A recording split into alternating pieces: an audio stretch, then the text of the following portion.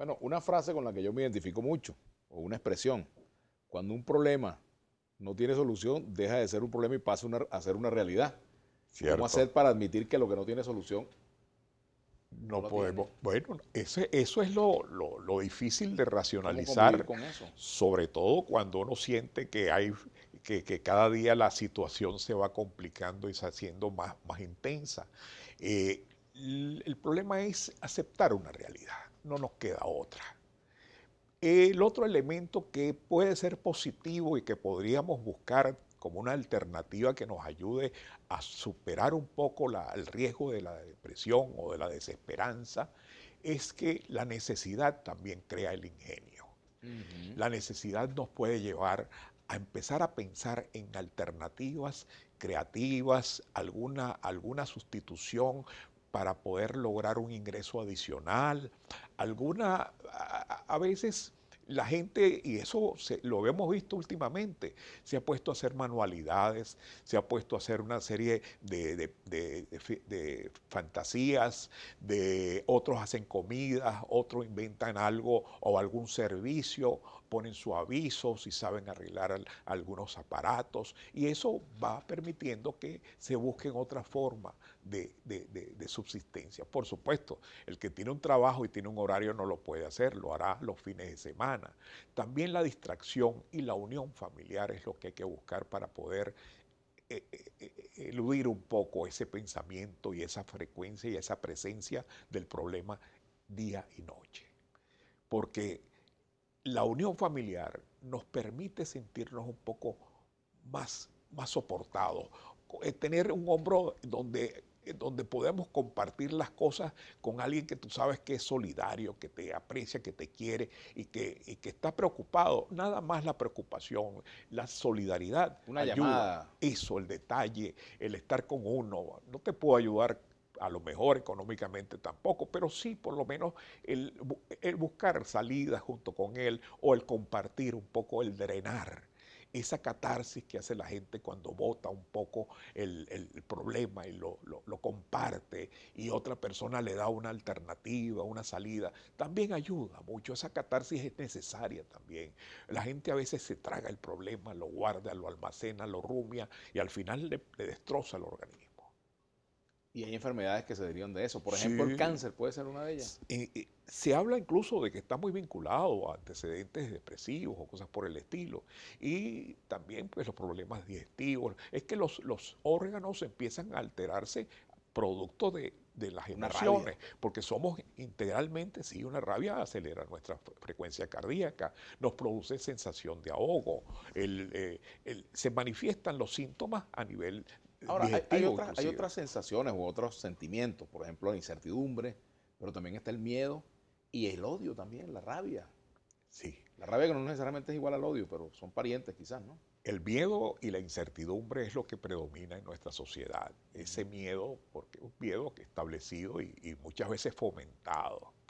La desesperanza también es una desesperanza estimulada, Ahora hablan mucho de desesperanza aprendida. aprendida. Sí, es como una situación eh, organizada para que se produzca de manera de mantener sumiso y callado y apagado al pueblo. Y por supuesto no reaccionar ni dar ningún problema de tipo de orden público o algo por el estilo.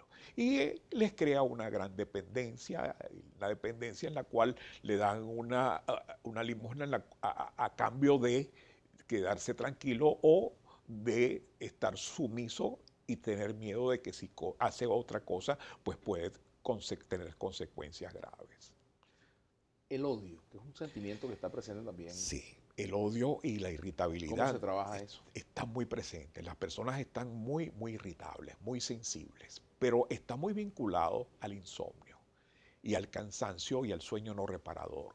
La persona que no duerme bien, la persona que duerme pero se despierta cansada, agotada, que el sueño no fue reparador, esa persona está muy sensible, el ruido le molesta, Ujú. cualquier cosa lo altera mucho más de lo usual.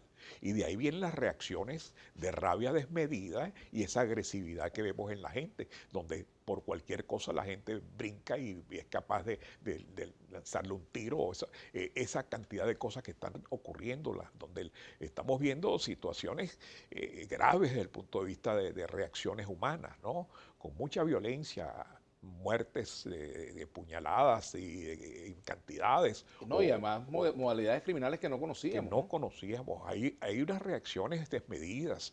También Eso la se impunidad. trabaja también. Sí, pero la impunidad también es un factor, ¿no? Cuando la vida no vale nada, pues la gente, pues lamentablemente se aprovecha de eso. Y si no hay castigo para el que infiere las normas y hay castigo para el que la denuncia, evidentemente todas esas cosas van a traer consecuencias en el comportamiento humano. ¿Cuáles cosas no son moldeables en la condición humana, doctor Espinaza? No son Moldeables, digamos. moldeables.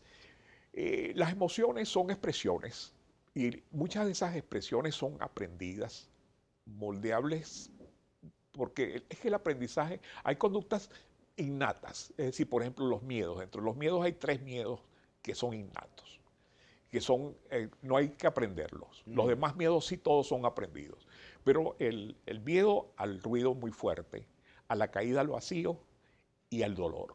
Esos son 3 miedos que todos tenemos y no necesitamos aprender para sentirlo. Pero el miedo a un animal, a una cucaracha, a un perro, a un gato, a alguna situación está vinculado al aprendizaje.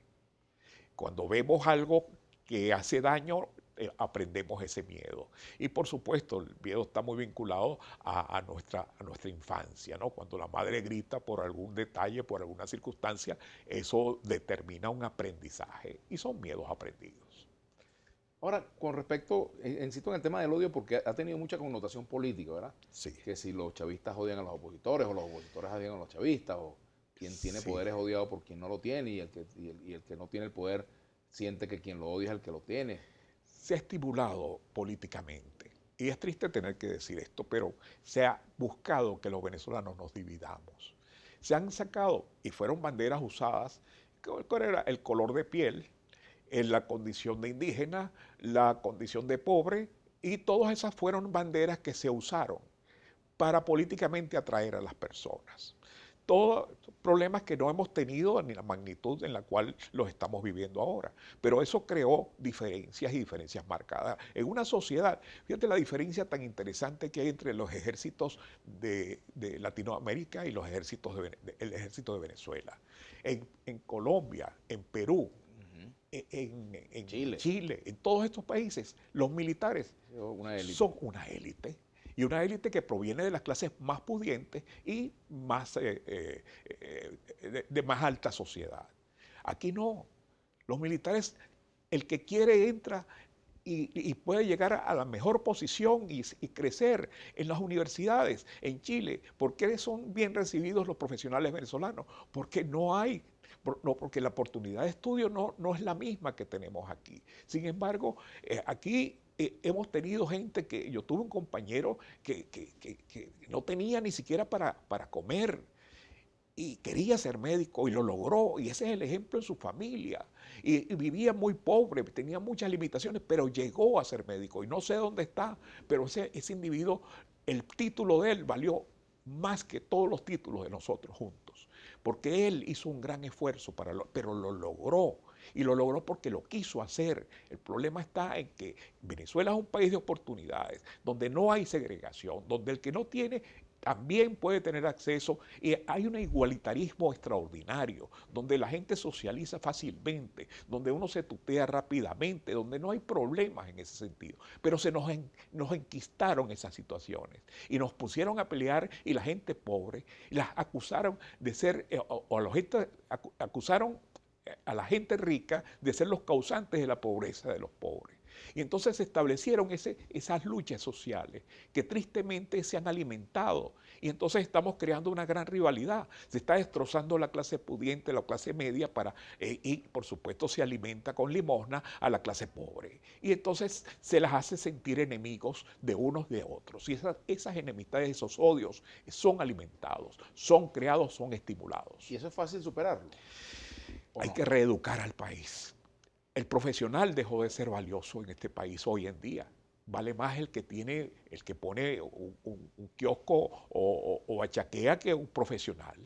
Y eso se le ha desvalorizado la condición de educación, el estudio, el valor, el ser mejor. Eso dejó de tener valor. Ese es el problema grave que tenemos ahorita políticamente. Al venezolano se le ha enseñado a que lo que importa es el dinero.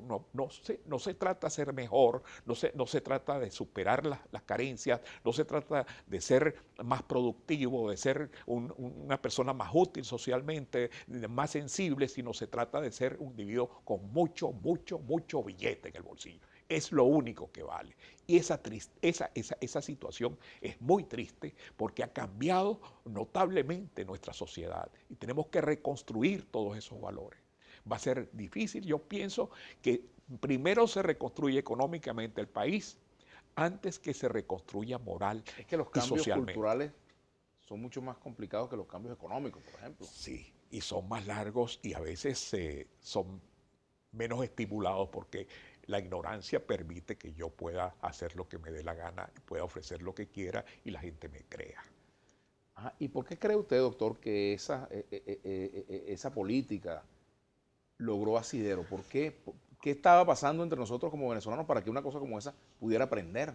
Había muchos elementos, por supuesto que había. Como también existen elementos de, por ejemplo, de cierto, de reacción. Bueno, el odio no es unilateral. Sí, no, es Es bilateral, bilateral. sí, por ambos lados. Ahorita, pues, el causante de todo esto es el gobierno y, por supuesto, la gente odia a las personas que están en el gobierno y los del gobierno odian a los otros acusándolos de que son promotores o traidores a la patria, una serie de cosas. Bueno, esos son los argumentos que se usan. Vamos a hacer una pausa y al regreso, ya en la parte final del programa, me gustaría un poco retomar algo que es importante. El venezolano siempre se le definió como una persona optimista, o sea, el venezolano ha sido optimista por naturaleza, siempre ha apostado a lo positivo. De buen humor. Vamos a hablar un poco de eso al regreso, ¿no? Porque no Seguro. todo es un cuadro tétrico, ¿no? No. Vamos a la pausa, ya venimos.